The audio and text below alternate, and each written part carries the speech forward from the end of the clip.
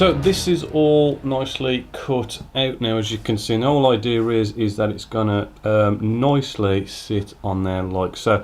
Now you do want to sort of, I mean, it's literally down to less than a mil, sort of shaving this here just to sort of just about perfectly get this in here, right? Because it does need to just sit on. I'll just bring you in a bit closer. It needs to actually sit on the little ledge here of our cockpit area, not actually sitting across it a bit. As you can see, it's got to just nicely sit on that ledge just there, and everything's got to kind of come together all nice. Now with this, I want to sort of give the cockpit a bit of a break, because we've got a bit of a process here where we kind of bring this piece into here, but before that piece can sort of really go on nicely, we need this bottom part of the fuselage in. So I'm kind of thinking it might be better if we actually get all these sides sorted, get that glued into place, and then we can come back to the cockpit, so then this glues in a bit better and whatnot. I just think it'll be a bit easier that way, and it gives us a bit of a break from the cockpit.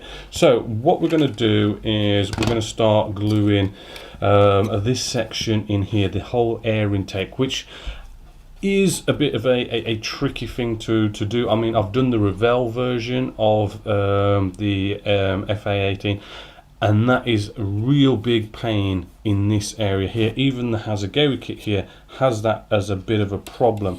But if we take it a little bit at a time, the instructions do kind of want you to put the whole air intake system inside here with this and whatnot, but we're going to leave that till last. First off, we want to actually go off and glue this part of the air intake in. So good old Tamiya extra thin cement. I'm just going to just put like a little bit just on here. It's just sort of not to actually glue it into place, but to sort of hold it into place while we can then sort of maneuver it a bit better and then bring in the glue. Right, so that's sort of in place. And with this though, because it is such a bit of an awkward fit, you really do kind of want to make sure everything is absolutely straight. Right, so that's all nice and straight along there, right, with this piece here, right, but then you also want to make sure we've got the same thing going on underneath, so we need to sort of give that a little bit of a turn, just to sort of line that up as best as we can. The underside isn't so much of a big deal as it is the top. The top is like really important. So that's took that out a little bit. That's the one that must sort of stay. And you just do it as best as you can, which isn't that easy. But don't worry if you have like a gap inside here, right? We've got a nice little technique to sort that out later if you do have a gap there.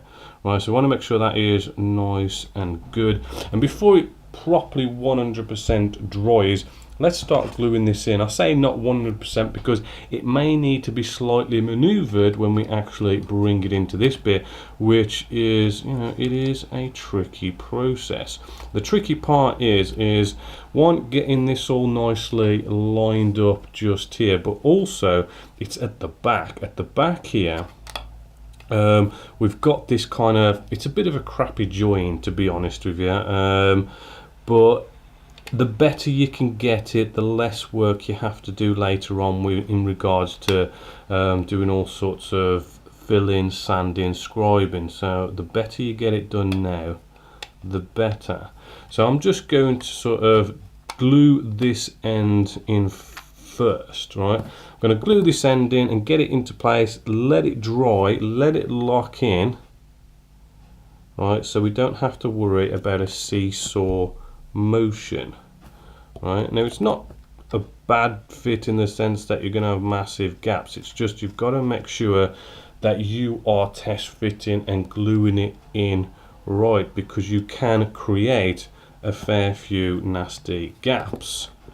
Right, so I'm happy with the front part is glued in rather nicely. As I say, let's leave that to dry now, so as when we sort of maybe gluing this end in, this end isn't sort of maybe pulling that end out and vice versa, and we've got a seesaw going on. Once that's locked in, we can then concentrate on this end, and it really does pay to take your time with this, because it is probably one of the most annoying parts of any of these FA-18 kits, is going off and actually filling and sanding in what is, because this is just supposed to be smooth, but you've got that kind of join line. So I'm going to let that dry.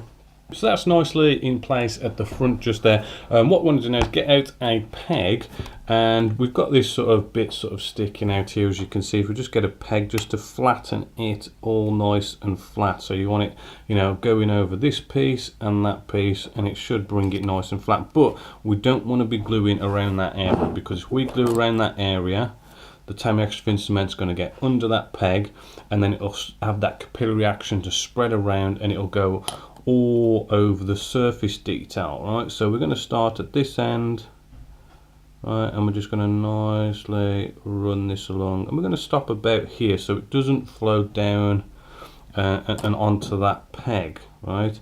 And if we just leave that now, we should hopefully be good. Now I'm going to come in from the underside as well, just to make sure it's got the strength.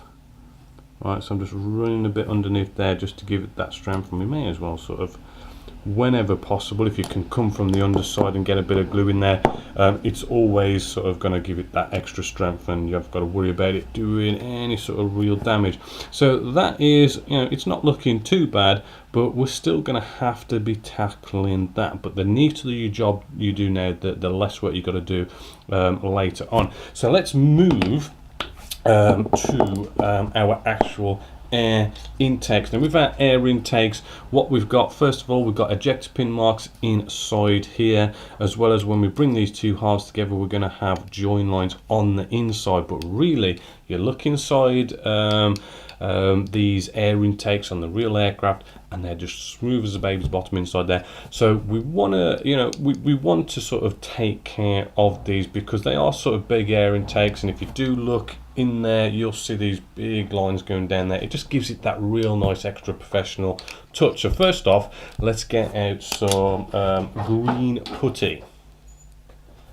So got out some green putty, or generally sort of any kind of real sort of filler that you might have.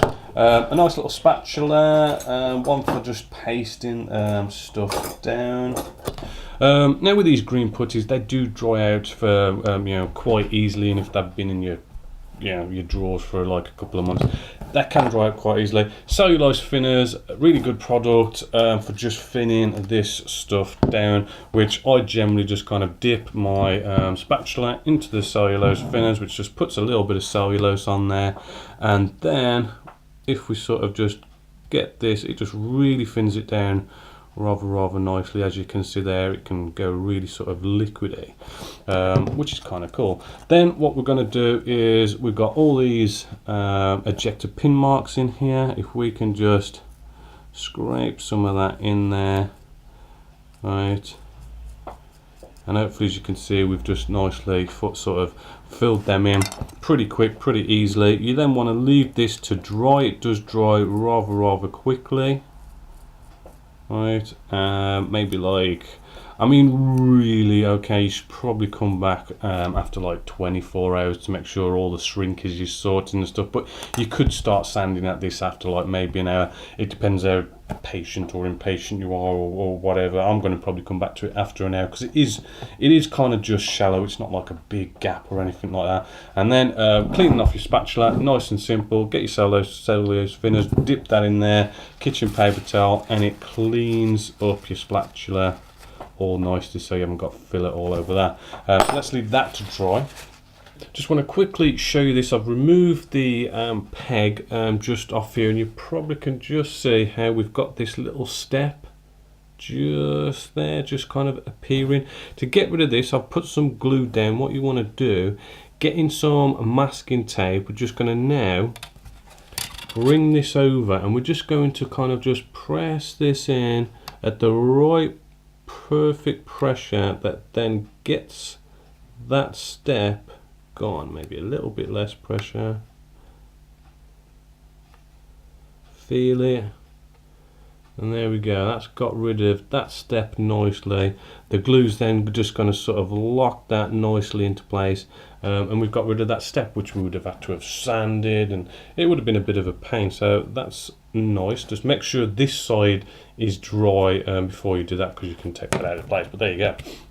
So this is all nicely dry just inside here. Now when picking the right sanding sticks to get in here and clean it, what you want is you want something along the lines of a spongy sanding stick. We've got a curvature going on in here. We can't come in here with like flat sanding sticks, because we're going to end up leaving flat spots, and we're not going to be going to with the curvature of this. So what we simply want to do now is we can sand away at different grits. Right, I've just got a nice sort of fine medium grit sanding away in here at the first ejector pin mark. As you can see, we're starting to get rid of the filler that's on the surface.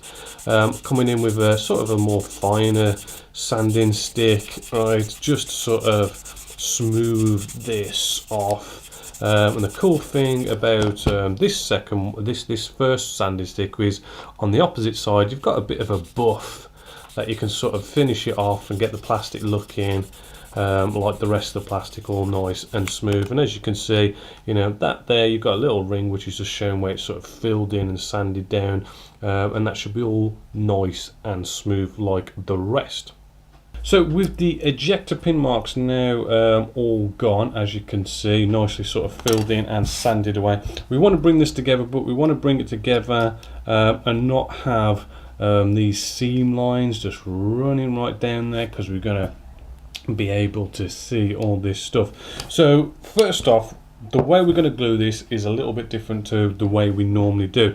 I'm going to get out our Tamiya extra thin cement, and we are going to go mad with it. We're really going to sort of try and put a lot of this Tamiya extra thin cement down, right, and we're going to try and get it on the inside as well. Right, the inside is where we want to get it all sanded, so I'm really whacking this in. Now on the inside you're probably not going to be able to get in with this the one that comes with it, so you want to get out like a bit of an old brush. I'm using this one, which I normally use for like Mr. Surfacer, the filler. Right, nice old paintbrush, and I'm just getting right down in there. Right, so I can get right into the middle. Right, I'm getting loads of this all in there. Right, and then once we've got loads in there, well, what we're going to do is we're going to work this Tamiya extra thin cement, because Tamiya extra thin cement, it doesn't bond, it actually melts and welds and brings the plastic together. So what we're going to do now is we're just going to sort of give it a bit of a wiggle and get all that glue that has gone in there to start to melt, and then actually kind of ooze out a little bit. Right, and that oozing out is going to, one, really sort of get rid of the seam line. I mean, what it is going to do, it is going to sort of bring some oozy plastic to the surface, but it just means we've got to kind of just sand away the oozed out plastic, right, rather than, you know, really trying to get in there and fill and then sand and then maybe have to fill again. Right, if you feel like really you want to be concentrating on this end. This end here is going to have the fan in there, and if you look right down there, it is kind of hard to see all the way down there. So, you know, if you're going to concentrate on one area, it's definitely this end, right? So I really want to get a bit more glue on this end and try and work that and ooze it as much as we sort of can. Right, then once you're sort of happy with that, the next thing I want to do, a little bit that you can sort of make at home yourself, get in some Tamiya extra thin cement, right, maybe like an old bottle, maybe like you know, when it almost sort of starts to get empty, what you simply do is you get some old sprues, right, simple plastic like so, and then we sort of maybe cut off a couple of bits, right? And then while there's Tamiya extra thin cement in there, what we can do is you just simply kind of just cut off little tiny little bits, right, and just have it go in there, although I don't want to shoot it because it'll probably splatter back. But yeah, you know, cut up loads and loads of little bits like so. Right, a couple of little bits, and then we just sort of drop it in there, right, and give it maybe, you know, a couple of hours, or just leave it overnight, and then this plastic will then melt down, because remember, Tamiya extra thin cement melts and welds the plastic together. But if you leave it in it, it will melt and turn into, which you can probably see that I'll use like a green plastic, and it just melts it into like a liquid plastic form, which is rather cool for situations like this, where we can then paint this right onto the seam line. So what's going to happen is we're going to be sort of, you know, one, we're getting more Tamiya extra thin cement down, which is oozing our plastic that's in there. The plastic that we've put inside this Tamiya extra thin cement that's melted is now kind of going to go on the surface, and it's all just going to weld together, and you should end up with one, it will be seamless, and then all you got to do is sand it away. Now a little tip as well while we're at it, we're not going to see any of this area here, so I'm just putting a little bit of our sort of our homemade sort of thinner with a homemade filler using Tamiya extra thin cement. And the reason for this is this stuff really sort of does take a fair bit of time to dry before you can go off and sand it. So what's a good idea is leave it overnight, you should be okay. But what you kind of want to do is just test, right? Maybe with your nail, kind of see, does it leave a mark, or come along with your sanding sticks, give that a sand and see how well it sands. If it's going a bit gloopy as you're sanding, then it's not ready. You need to leave it a bit more time to dry before you actually go in there and start sanding. It's just like a little test bit there. So I'm going to do all that in there and get it all nicely done, and then we're going to need to sort of sand this through then. So that's going to take a long time to dry. So what we're going to do, we're going to move along with the air intake fan just here. Now I have just very quickly sprayed this with matte aluminium by Ammo, which is 194. More about spraying later on in this series, but that's been just plain and simply sprayed. What we're going to do, we want to kind of represent something sort of shiny at the back, but I mean it is quite a far bit to sort of see down there, and it's going to be dark, so you know you're not going to see it that well. So I'm just going to do a really quick, easy way of getting this sort of looking half decent for, you know, what you're going to be able to see. So I'm just using a bit of Army Painter wash, which is a dark tone. You can use, you know, pretty much any sort of wash that you want. I mean, you could be using anything from inks as well, watered down. Let's get a bit more of this out. Games Workshop does their own washes, or they call them shades, but they're washes. Or you can just mix some pigments and water if you want, just to make a wash, right? And we're just plastering this all over, right? You don't have to worry about putting too much really, right? Nice and generous, right? And that's going to give us, it's going to sort of make the detail stand out because it's gone into all the recesses and everything. Leave that to dry, and we'll give it another little stage, and then that's ready to be glued on.